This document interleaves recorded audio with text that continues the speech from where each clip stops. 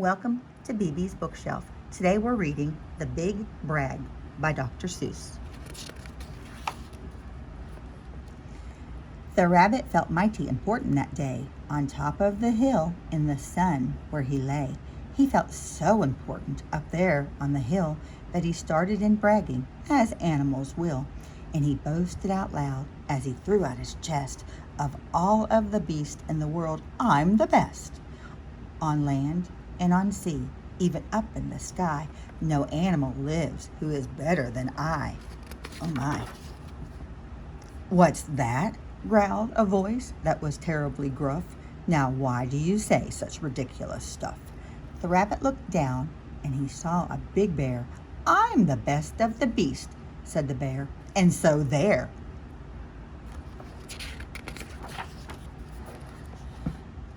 "You're not," snapped the rabbit. "I'm better than you." "Pooh," the bear snorted. "Again, I say pooh. You talk mighty big, Mr. Rabbit, that's true. But how can you prove it? Just what can you do?" Thought the rabbit. "Now what can I do?" He thought and he thought. Then he finally said, "Mr. Bear, do you see these two ears on my head? My ears are so keen and so sharp and so fine. No ears in the world can hear further than mine."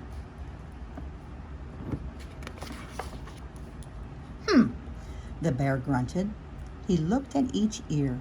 "You say they are good," said the bear with a sneer.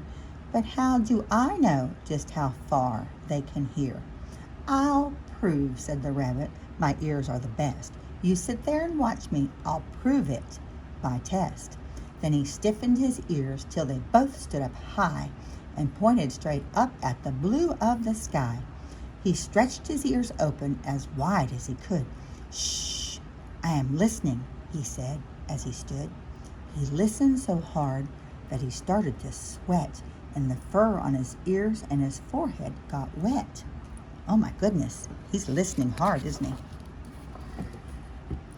For 7 long minutes he stood. Then he stirred, and he said to the bear, "Do you know what I heard? Do you see that far mountain? It's 90 miles off. There's a fly on that mountain. I just heard him cough."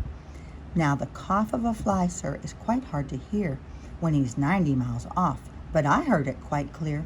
"So you see," bragged the rabbit, "it's perfectly true that my ears are the best, so I'm better than you."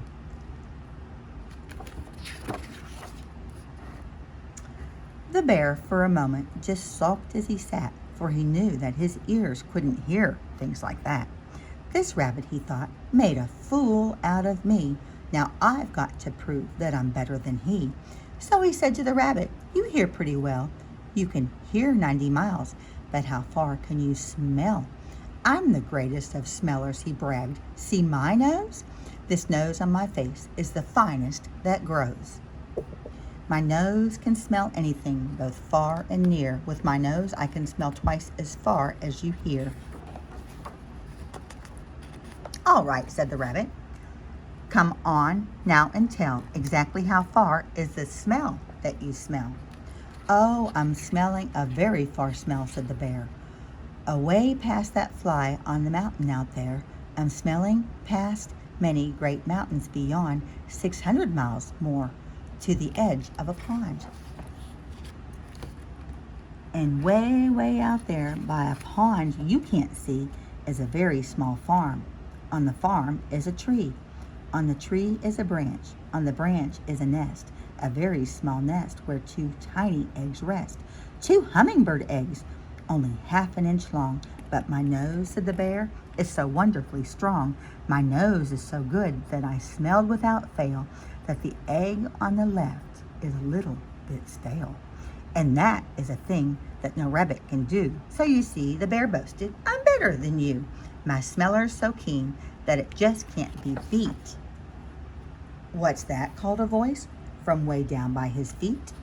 The bear and the rabbit looked down at the sound, and they saw an old worm crawling out of the ground.